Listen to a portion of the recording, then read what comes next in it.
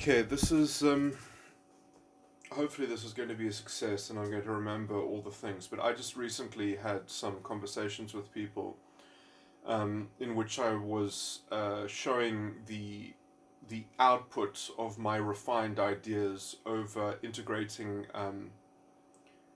some insight from my typology and trying to correlate and correspond that with the four sides of the mind model. And so I'm going to just run through that because the condensed version is, I think, is useful. And I'm just going to point out the kind of the salient features as well and put emphasis on them because I do think that there are a pretty good shortcut in understanding. So, I mean, the very first dialogue that I had is kind of terminology heavy. And so it probably is hard to follow some of the kind of the things that are being described, and they're also being revised in real time in some sense. But I have later come to some. I think that there's a whole sort of section of things that I later more roundly and holistically found a way to integrate. Okay, so the order of talking about these things, I think I've also made some progress there, so let me just get into it. Okay, so in the first instance, essentially, is the creation of the unconscious, what is regarded as the unconscious, which I'm going to talk about as the inner child, because I believe that the inner child was what it felt like before it was made unconscious by the later developments. Okay, so essentially what the inner child in effect is, and already I'm going to get into some vague things, but essentially the inner child was antagonized or put under some kind of consistent trauma that it was not able to, or it did not wish to continually confront. And so instead of coming up against this and running up against this issue, it decided to transmute that issue into a condition of reality. It instead wished to disperse the problem into the way of the world. And essentially that is exemplified by the superego itself. And so it becomes the unconscious mind, or the then inner child, becomes the solution, a kind of built-in solution to a pervasive problem. And so in some sense it is effortlessly reacting because it doesn't see itself as reacting to its environment. And so according to itself, it's still true being. It's just being real. And it's able to essentially walk around the problem as a kind of tangible hazard. It can effortlessly just kind of see the danger built into the scenery and just kind of sidestep it. So it makes the problem a kind of a tangible hazard that it's able to kind of witness in and just kind of not involve itself indirectly. Now, that sense of effortlessness or something like that. So in some sense, it's a kind of escape artist in that sense, and so. Another way of putting this is that because it's able to sort of deal with its problem effortlessly by sort of developing this notion of the way of the world, the conditional imprint of its environment upon itself, or the conditional pressure of the environment upon itself, it essentially is able to adopt a strategy which is symbolized essentially by its cognitive function stacking, and it doesn't recognize that as a strategy. So it's not doing anything in particular. It's just being natural. It's just being in equilibrium It's just sort of naturally adapting intelligently to its environment. And so, as it has defined its environment, it has implicitly, like in some sense, you cannot define what something is unless there is a kind of inverse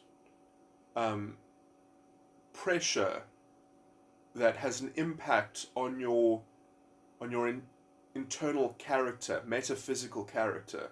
And so in some sense it is dealing with the problem by a kind of obtuse mechanism of metaphysical self-inception. And so it thought it could get away with this by sort of projecting something into metaphysical reality, and in so doing it has kind of sullied its sense of self.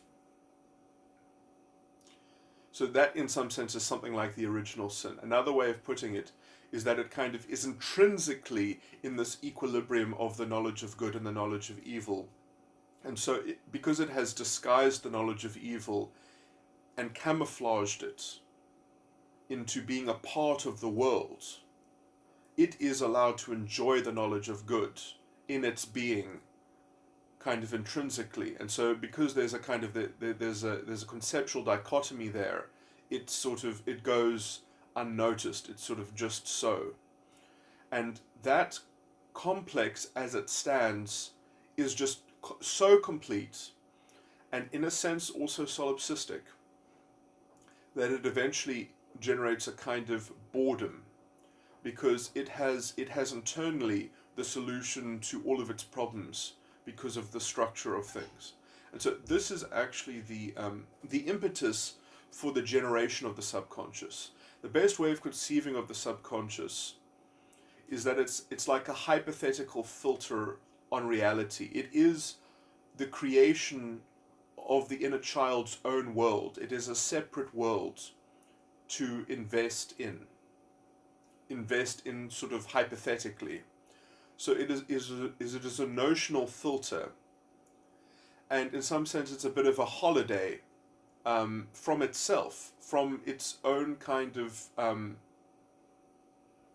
otherwise very sort of, it's already got the solution to every problem. It's sort of and so in some sense it uses it in order to kind of be a conduit to to a challenge, to having any kind of sort of possible metaphysical kind of interest, so it's a source of generating some sense of interest.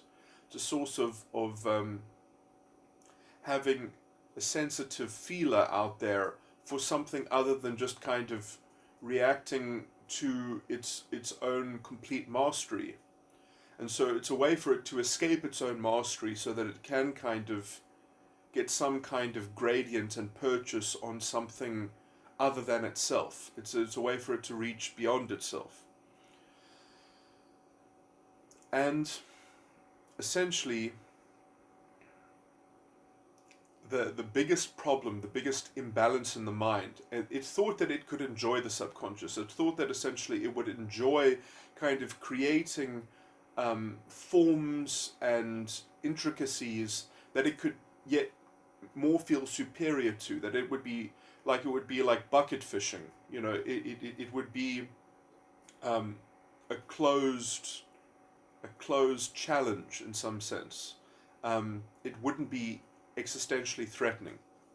Now, it's very interesting to understand the kind of failure of the subconscious, because it is a very nuanced topic in itself, and it is the kind of the confusion that the whole program sort of starts to really degrade badly. And so basically, the crazy thing is that the subconscious starts generating a metaphysical record around it. It starts generating a kind of problematic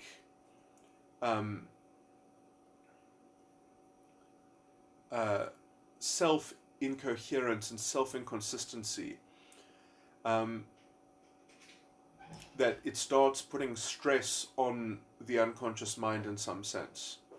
And the beginnings of the metaphysical sense, of the sense of a kind of threat to the integrity of the unconscious mind. That already is the beginning of the ego. That is the seed of the ego. And so essentially, the unconscious mind seeds the ego in order to help control the unanticipated challenges in the subconscious. And there's a wonderful metaphor that gets very, very deep that I'm not sure if I'm going to be able to replicate.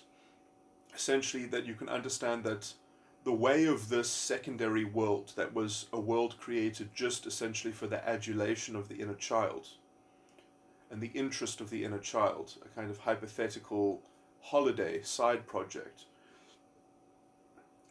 is like the Matrix was created by the machines. You really have to watch all three of the Matrix movies to get the depth of this analogy, because I'm going to go quite far into it. And so, in some sense, the architect of this matrix, which is the child function of the inner child, which is later becomes the trickster, is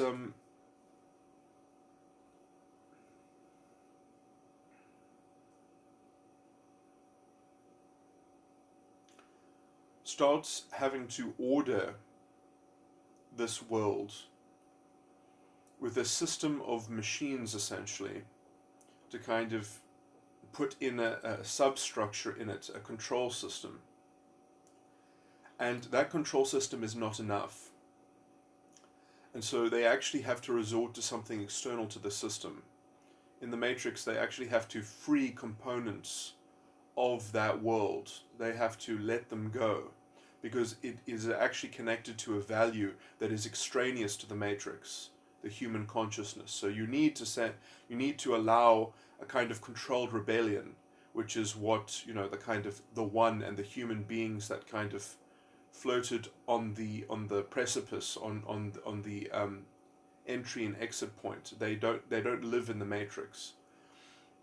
And so there are subsections of the system which essentially are machines that are working in league with helping the dissidents essentially sort of collect and extricate themselves, because they would fudge up the works. They don't accept the program, as it were. And so there's a fundamental metaphysical sort of inconsistency. And so you get that there's an element of the machines that are actually almost like a pantheon, that they actually see the metaphysical incoherence and they want a proper resolution to it. So there's a real sympathy within this world that there should be something greater, there should be something more integrative, that actually has a hope of having a real integrity. So it is within the subconscious that there starts to generate the intelligence, the inclination towards an intelligence, that this whole thing is built on sand, as it were, and that there's a fundamental problem. And just generating a kind of ego that is contending in the Matrix as a kind of antagonism is not enough. That is just part of the design, that the inner child is using the ego just to kind of help be a component of its control and kind of contending with maintaining this world. That kind of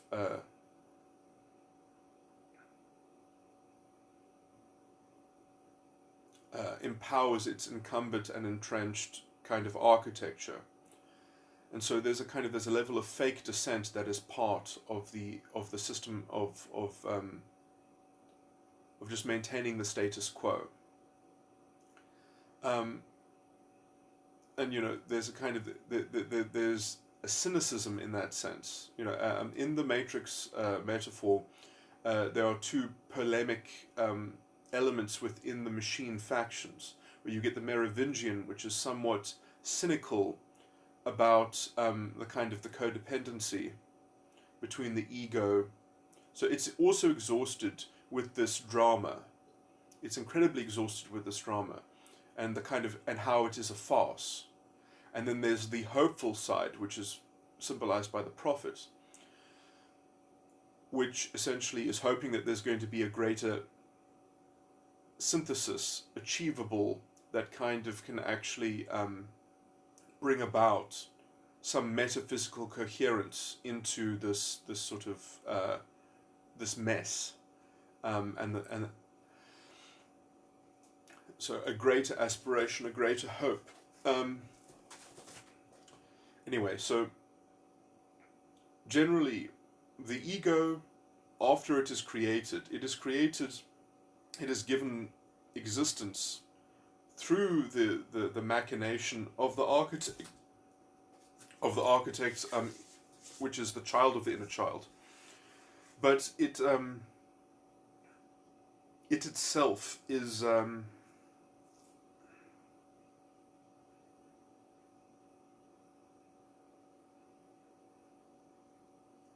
it develops its own sense of being,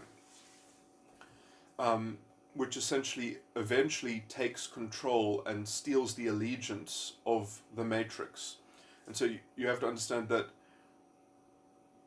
the one naturally has mastery over the matrix, in the matrix, but the whole system is constructed by the architect and the inner child.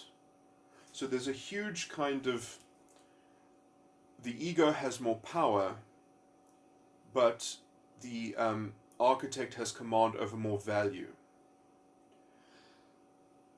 And so the one doesn't run away from the machines. He can contend with them head on. But it's still not his domain. And the ego has got no pretensions of itself. It's not trying to find the coding room where the computers actually generate the matrix from. It's not wanting to blow up that building. It wants to only do battle within the matrix. It only wants to confront the trickster, the architect, within the realm of the matrix, where it kind of is in this kind of recurring drama that its force is the representative of the knowledge of evil, and in that kind of born out conflagration, it is importing to itself that I am the seat of the knowledge of good. And this is how it makes the inner child unconscious, how it kind of tries to dismember the elements of the architect, and sort of, in some sense, it takes the power, the instruments that it uses essentially to have its extension of power within the world of the subconscious. It takes the critic and the nemesis, and it leaves the architect as a kind of as just a figure of scorn, and so it maligns it. And it needs the instruments in some sense because it doesn't know that it's doing this, but it's also using them essentially to safeguard against the reality at the outside of all of this. It essentially to ward off the superego, which it kind of is, which it is indirectly contending with, although it has no direct apprehension that is what it is doing in some sense. It's somewhat just perpetuating on top of the kind of the fundamental thing, which is not, it doesn't even understand. So in as much as the architect is potentially threatened,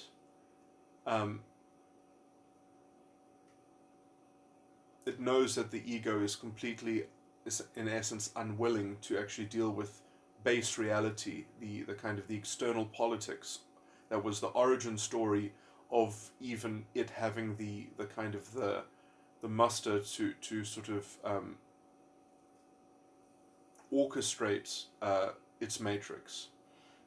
And so, the ego is a kind of, is the solution to a problem that is itself an entire manifestation of the unconscious's or inner child's primordial um,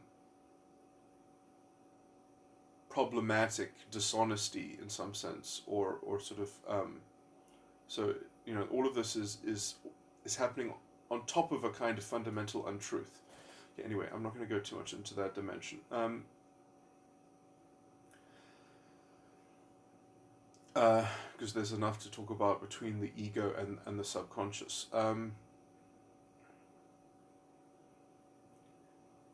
And so the ego has its own independent sense of intellect. It exists when it's not plugged inside of the matrix, and essentially it only plugs into the matrix when it wants to kind of steal some value, so that its parent can steal some value from the what then becomes the unconscious, so that it can kind of feed that value, that ontological value, into its child, so it can kind of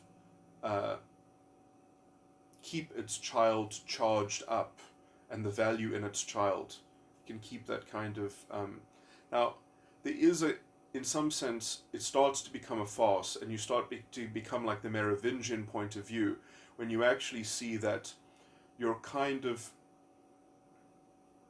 contentiousness with the your contentiousness within the matrix, your antagonism within the matrix, is essentially occurring against an architect, where it's just a kind of it's a farce. It's a drama that keeps on recurring in some sense. And in fact, the choosing of the engagement, the choosing of the battle, is just facilitating this kind of this never-ending tug of war that is fundamentally inauthentic.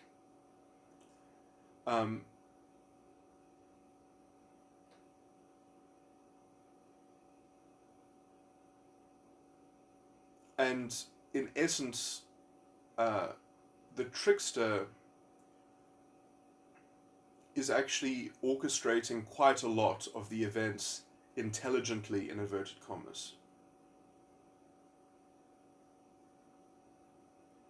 And so you pretend to malign it, you pretend to call it something that you know is evil, but you're kind of also secretly acting in league with it to have just the right kind of contentiousness, the right kind of tension, which allows the drama to kind of continue on and to elaborate the tug of war, essentially, because you know that you're not trying to win it, you're just trying to kind of like charge up the so in some sense the subconscious is like the atmospheric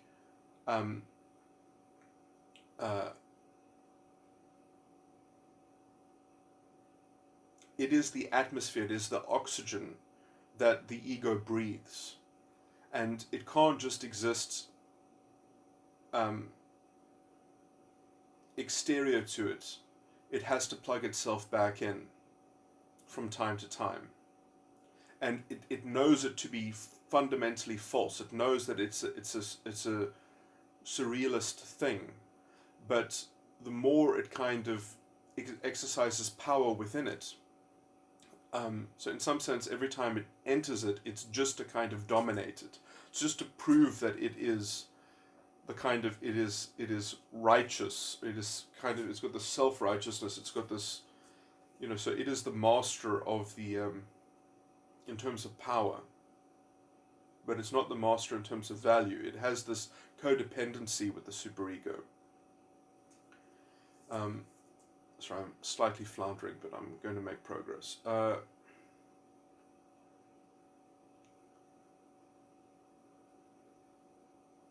this becomes a kind of tired routine at some point, when you start to see the recurring metaphysical tug of war.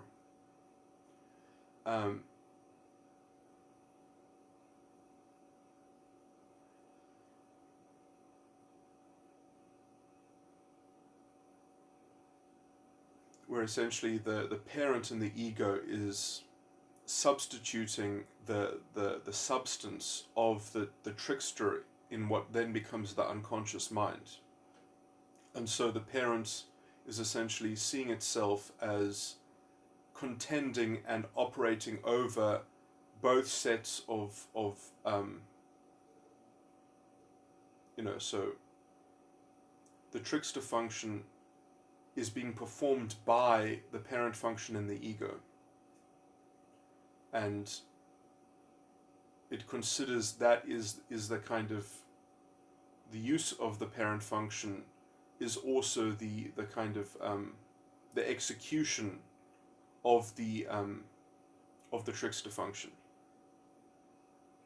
So there is a maligning and a displacement of the trickster function.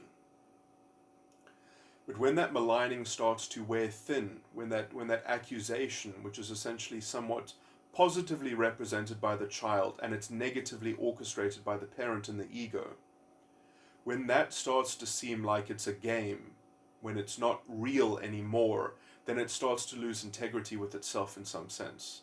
It starts to get decadent in a metaphysical sense, and then you kind of tend towards the kind of Merovingian subconscious sort of recurring monotony. Okay, yeah, I just wanted to point that out. So now I'm going to start talking about something slightly different and new now. That I see is the most sort of salient feature within the ego. And you can see people in different stages of developing that. You could even call it spiritual maturity, I would even say, because it is a matter of self-reflection. You do have to kind of do at least one full cycle before you start to see, before you have the experiential kind of seeing the tug of war in play, in some sense, that actually you keep on maligning the trickster, but then actually you know implicitly that he's actually metaphysically your friend. Then it starts to get problematic, because then the subconscious effectively is just a farce. It's just a farcical conduit between this metaphysical relation between the inner child and the then unconscious kind of masquerade relating directly to the ego. And then somewhat the subconscious, when you're plugging yourself into the matrix, it sees its kind of implicit subjugation, even though it is the most powerful thing within the subconscious. So at the same time, it has a kind of complete reflexive mastery of it.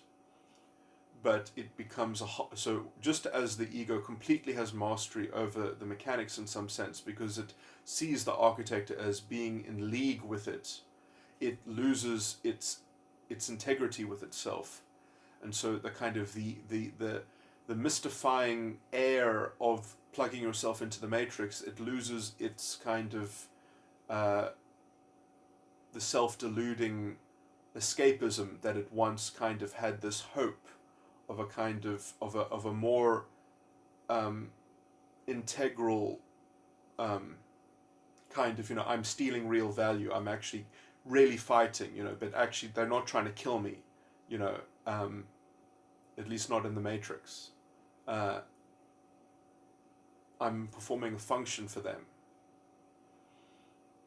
But in some sense, the ego does really get away with making the inner child unconscious. And in some more hopeful kind of spin, I see that in some sense the architect, if it's actually capable of sort of transferring all of its value to the ego in some sense, at least in saying you are more powerful, you do understand the architecture more than I do, but you're not dealing with the thing that I was actually, I had a second function, I had a real function that I was actually created to cater to, and that was effortless work for me. That's not going to be effortless for you, Mr. Ego. You were not designed to deal with the reality of the condition that I was doing that work effortlessly, and the matrix was just a secondary thing. But you have bested me, but I don't know if you can best reality, as it were. the politics of reality, in that underlying original problem, which essentially resides within the superego. And you have to understand that the awakening of the superego, in some sense, is just in the same way that the ego siphons value from the unconscious, the former inner child. The superego has the same relationship as if the superego was the ego, the subconscious would be its unconscious that it would siphon value from. And so, although the ego is the master of the subconscious, it is its bitch, and it essentially uses it to set itself up as this kind of so it's got dominance over two other sides of the mind. From at least the inner child's point of view, there is an absolute symmetry in that, well, you might be the answer to the matrix, you might be the answer to the subconscious, but I am superior to the superego, and the superego is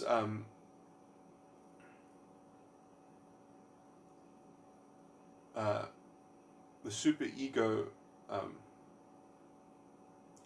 has mastery over the subconscious, and in some sense, that was the point of creating the matrix for the inner child. The architect was doing it essentially to kind of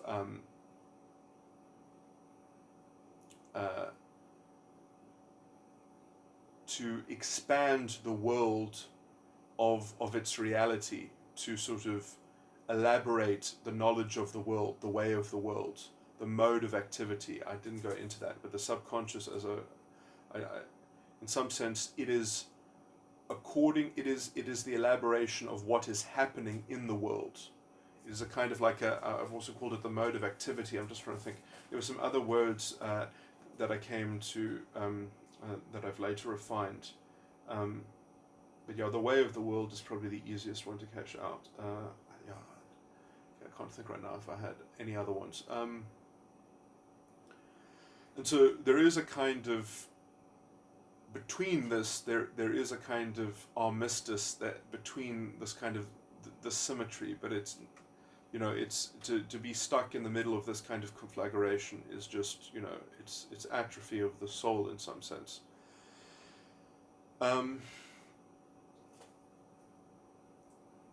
And essentially, there's some things that I can just kind of put onto this, although it would be better to have the details perhaps and this borne out, because this is then otherwise perhaps slightly speculative. But it's something like the subconscious in essence is according to me, in my interpretation, is the unhealthiest aspect of the four sides of the mind. But yeah, so I do think that there is a way in which you can favor two sides of your mind in order to discharge the subconscious, which will at the same time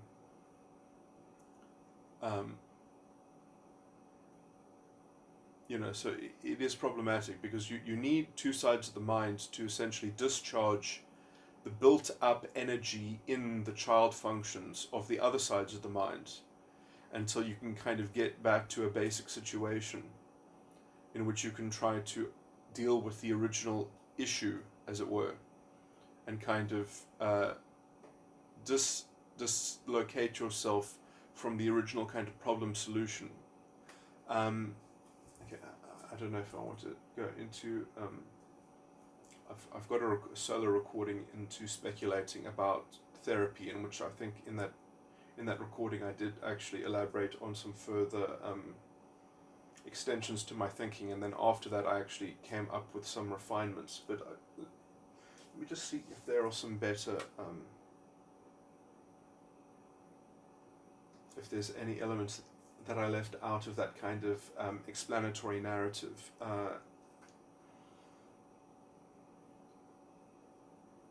in my original dialogue, kind of exploring a lot of this stuff, I tried to make a distinction between an epistemic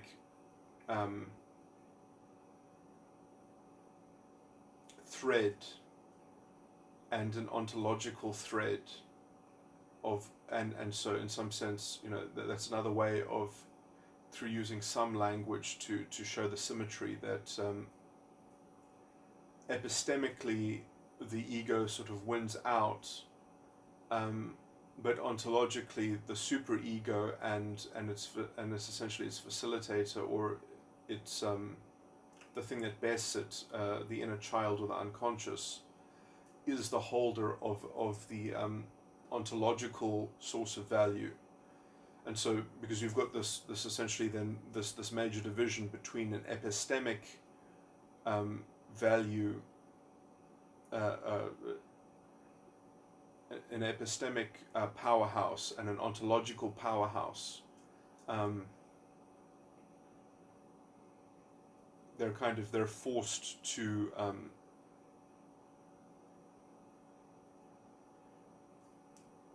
form what essentially is the recurring complex.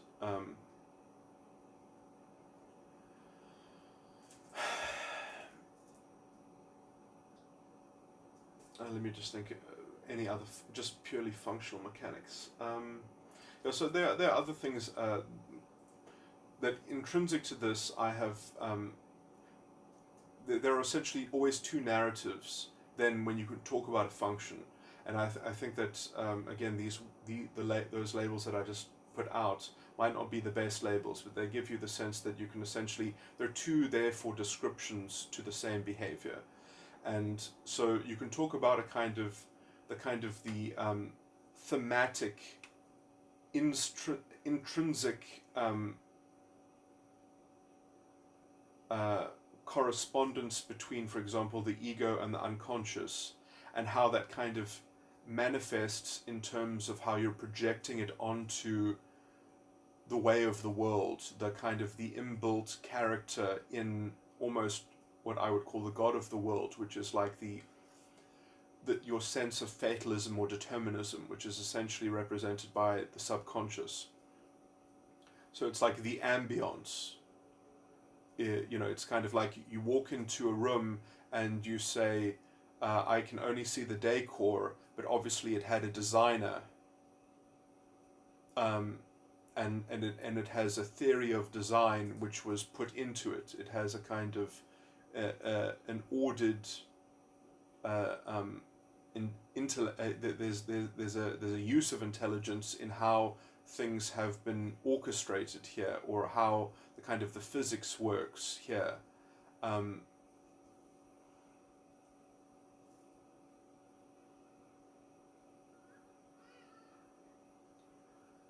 So it's interesting because, I mean, in this way, this is a complete tangent, but like even people who believe in science and things like that, essentially they believe in determinism.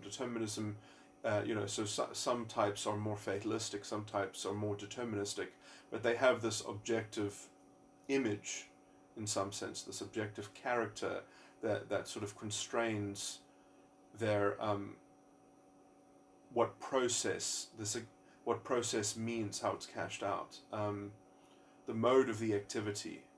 I understand that that's a very abstract way of understanding the subconscious.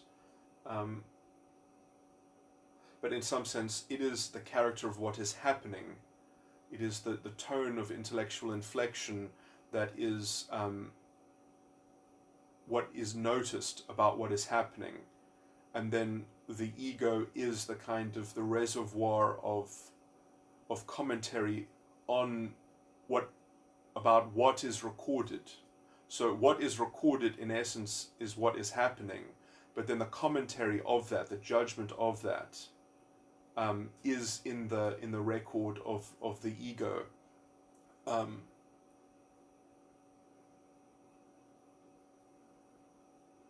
So it's like the subconscious is the object and the ego is the subject, and the object came before the subject. The objective. is needed to create a subjective view about it. And that is basically contemplatively orchestrated by the inner child. So the inner child is your sense of true being, is just sort of the character that is you, in some sense, in inverted commas, naturally.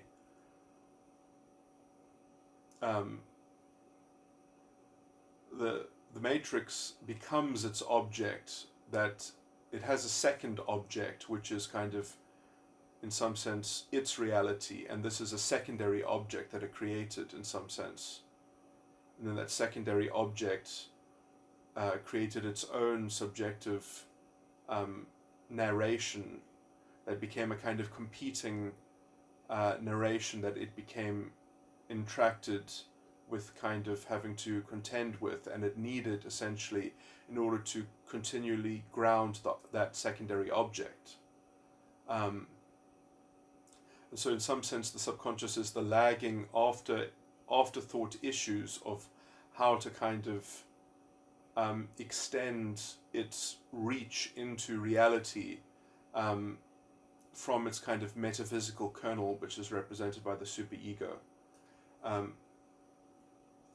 Now I continue to talk when I wanted to also talk about something which, now I hope I don't forget it, it has to do with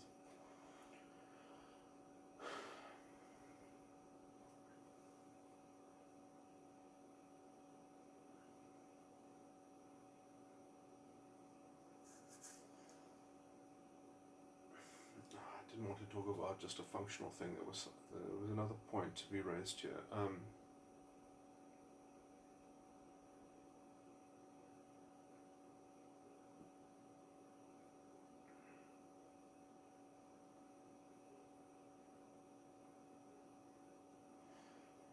A lot of these mechanics get very tired and prone to pathological, I would say, kind of correlations between each other. This is not what I wanted to get into, but I think what can often happen is essentially parts of the nemesis, in as much as the apparent function of the ego is bullying the trickster at some point, what can actually happen is that it can steal parts of the nemesis. Not the whole nemesis, but it can kind of dismember the nemesis and take those elements and kind of bury them under the foundation of the child function in the ego, and kind of elevate the child, elevate the value and the importance of the child. And that is a stable, in some functional structural way, it is a stable way of asserting the ego and kind of fixing it. But it makes it very unwieldy, because with a dismembered nemesis function, it makes itself essentially prone to the forces of the superego. Because essentially, if the ego is not able to properly have recourse to the full value of the nemesis and the critic, and it doesn't keep those in some kind of pristine working order, to the failure or success of that of that mechanism, it's going to make itself kind of entracted into an obtuse treatment of keeping itself unmolested by the kind of the underlying reality or the exterior reality that the superego represents. And so that I think, in a lot of people's thinking, they are either arrested in terms of their development, where they're generally people are entracted in some level of how are they in the process still of the unconscious handing off to the ego. In terms of that, the seat of consciousness has not properly been transferred to the ego.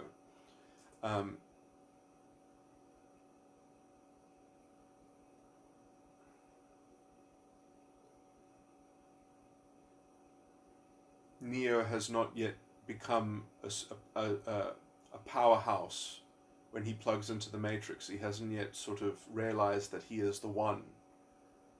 And then obviously after he realizes that he is the one, there is a whole other set of deeper metaphysical problems in some essence. But in the before states, the world is in essence, it's a lot simpler. It's sort of more innocent in some sense.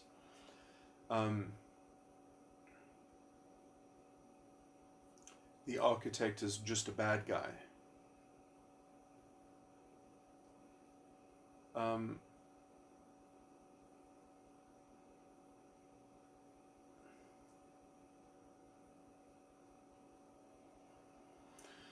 This is going to be somewhat. Some people aren't going to perhaps like the inclusion of this, but if you understand that when the Matrix essentially is being taken over by Agent Smith, and essentially there are just two forces now. There's just, in a sense, all these Agent Smiths versus Neo. I think there's a correlation between the process of the end of the world in Revelations, where it talks about the two witnesses that control the weather.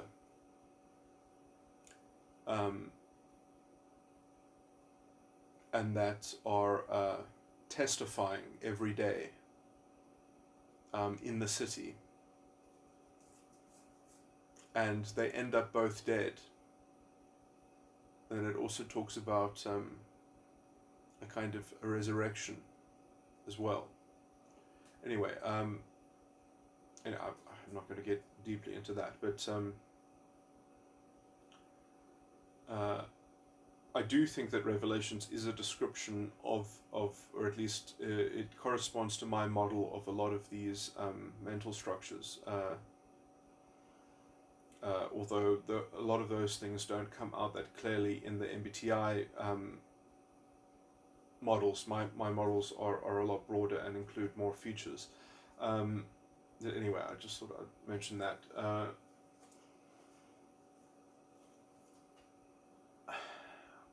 What else? Damn, now there was something that I've forgotten to mention.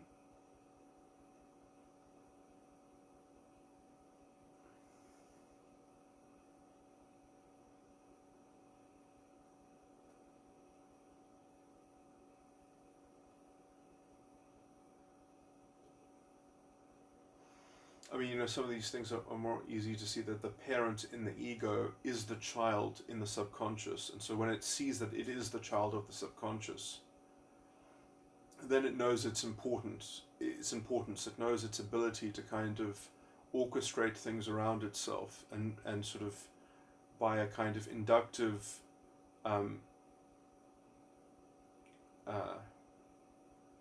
conduciveness and a kind of intrinsic, its power in the Matrix is a sympathy, is it's able to draw on a kind of sympathy from it, an intrinsic sympathy, and the more it imbibes that sympathy, the more it realizes that it can become an ultimate powerhouse. It can do whatever it wants, but then essentially it has to constrain its own. It becomes a kind of a more metaphysical conduit with which it can kind of relate to the inner child or the unconscious. That it's actually, that's what it's doing. It just becomes a kind of it becomes a senseless kind of why even plug yourself into the Matrix? Why not just go there and do direct politics? And see the inner child or the unconscious mind from the outside, rather than trying to kind of go from the inside.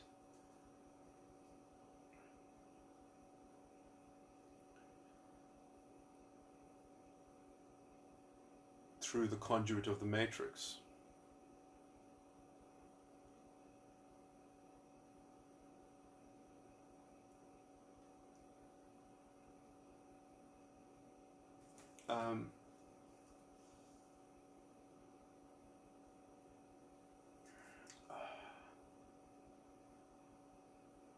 I'm just trying to think of some. There was an illustration that popped up in my mind. It wasn't just an illustration; it was a separate point, and I'm still trying to fish for it now.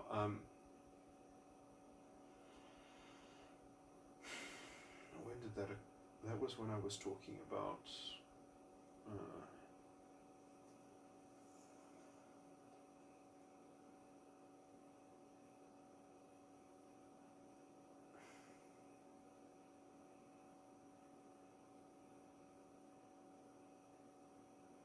So in some sense, the subconscious is, which is itself overpowered by the ego. It is an expression of the kind of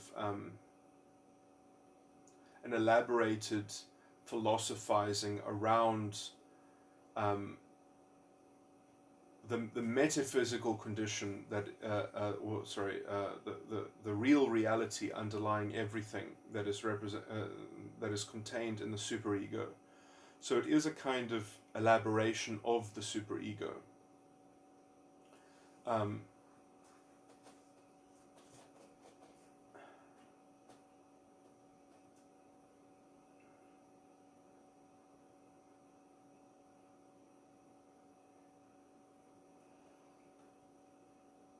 And so, in some sense, the use of the subconscious is also charging up the potential deployment of the superego in some sense.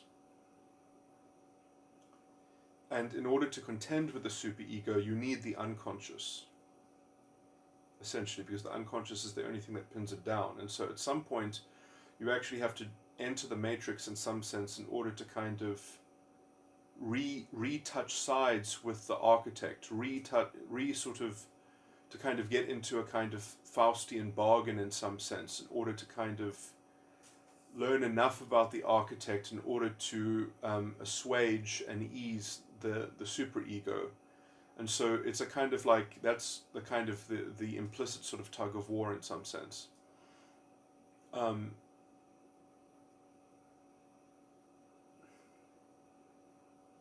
Okay, now I can remember the other point that I wanted to raise, which was, I'm going to lose it again in my mind. It was the relation between the, no, damn, I've lost it again. It's to do with the,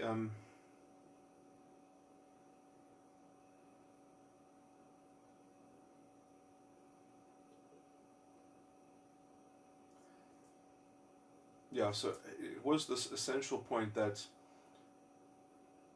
the inner child had it so easy because it just sort of, it had this complete picture where it essentially imbued the knowledge of good, and it could just kind of effortlessly enjoy that, and kind of through a kind of dichotomous kind of metaphysic, it could effortlessly correspond with the knowledge of evil that it did not have to kind of know directly. It just could kind of deal with as an environmental constraint that was kind of impressed or imprinted upon its externally to it in its surroundings.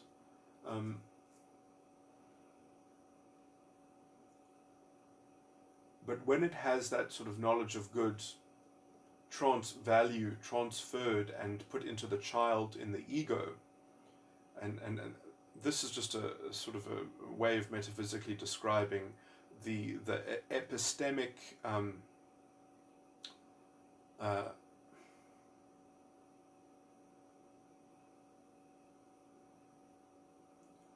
epistemic values sort of being lost by the inner child, which essentially changes the seat of consciousness into the ego. So essentially, the disunity between the child, between the trickster and the critic, is what makes the inner child the unconscious, is what makes it unconscious.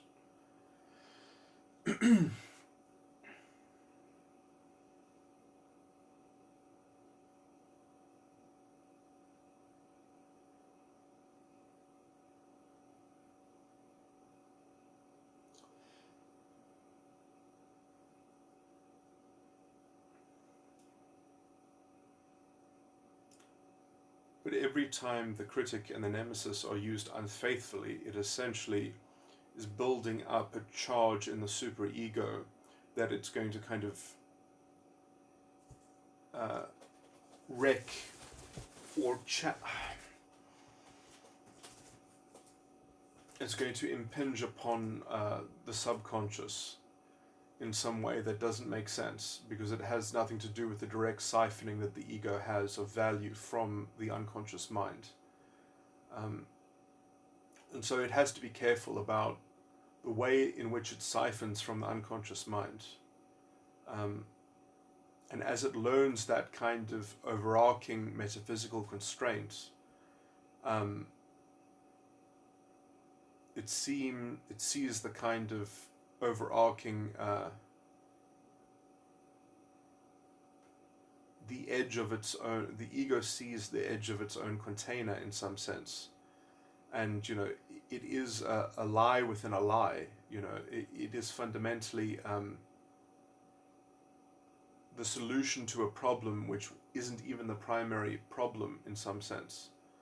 It becomes a kind of, you went the wrong way because you're not willing to accept that you don't understand how to read the map.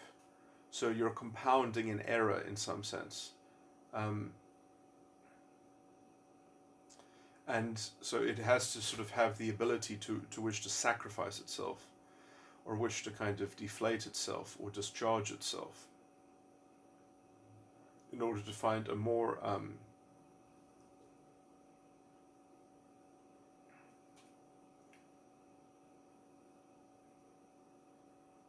inner being, or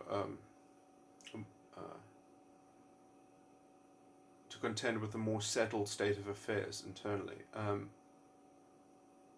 or a resolution to that inauthentic settlement, which was prior to all of this. But okay, wow, now I've completely extricated from my memory what it was that I still keep on forgetting.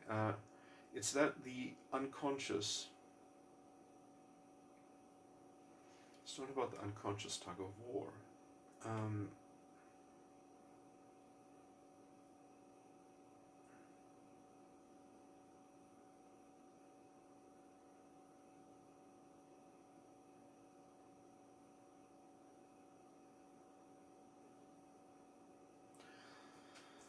So the inner child, the unconscious mind, really wants to get its epistemic value collected back from the ego, also so that it can keep the superego sort of comprehensively stabilized. The ego sort of at some point will, if it develops far enough, will recognize its own ontological deficit of ontological value, that it just fundamentally is dependent on these things, that it is that it dominates and that it lords over in some sense. And that kind of armistice is a kind of fundamental atrophy.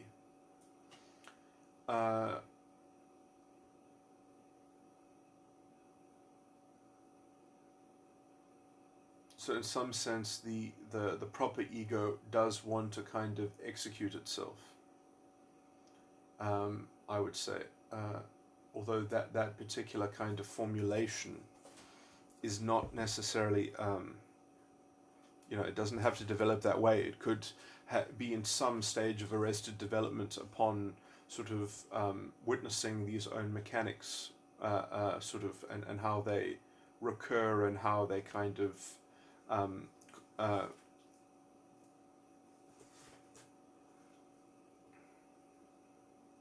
so there's generally a seesaw action that is occurring, and there are lots of things in which people can sort of get around a lot of these things. Like, in some sense, I think people don't necessarily have to maintain their own subconscious. They can kind of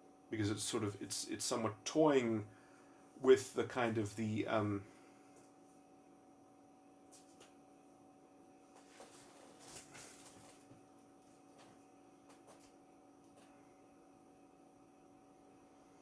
know, it was another thing that I was going to add onto that kind of subject when I was talking about the kind of the generation of the subconscious, and it's really okay. This is going a bit too nowhere. I'm going to stop the recording.